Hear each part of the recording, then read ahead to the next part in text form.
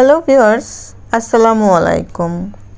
আমি আজকে আপনাদের সাথে শেয়ার করব গরুর মাংসের পেঁয়াজি। সামনেই তো কুরবানি ঈদ, তাই ভাবলাম গরুর মাংস দিয়ে কিছু একটা ট্রাই করি। আপনারা এটা বাসায় অবশ্যই ট্রাই করবেন। সবসময় তো একইভাবে গরুর মাংস খেতে ইচ্ছে করে না, তাই সন্ধ্যার নাস্তায় এরকম একটা গরুর মাংসের পেঁয়াজি থাকলে তো কথাই নেই।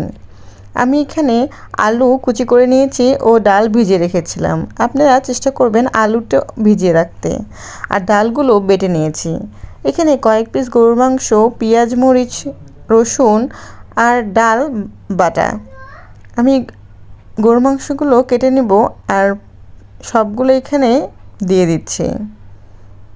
গরুর মাংস, আলু কুচি, গাজর কুচি, পেঁয়াজ, মরিচ, আদা, রসুন সবগুলো দিয়ে দিলাম। এখানে 1 চামচ কর্নফ্লাওয়ার দিয়ে দিব আর 1/2 চামচ বেকিং পাউডার, স্বাদমতো লবণ, স্বাদমতো হলুদ দিয়ে দিব, 1/2 চামচ জিরার গুঁড়া, 1/2 চামচ গরম মশলার গুঁড়া আর একটু এলাচ গুঁড়ো দিব সুগন্ধের জন্য। এখানে আমি একটু আটা দিচ্ছি।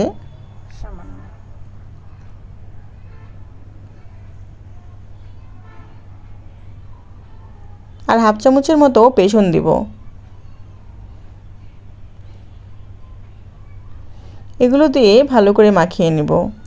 আপনারা চাইলে একটা ডিম দিতে পারেন, তাহলে মাখাতে অনেক সুবিধা হবে। আমি এখানে ডিম দেইনি, পানি দিয়ে মাখিয়ে নিয়েছি।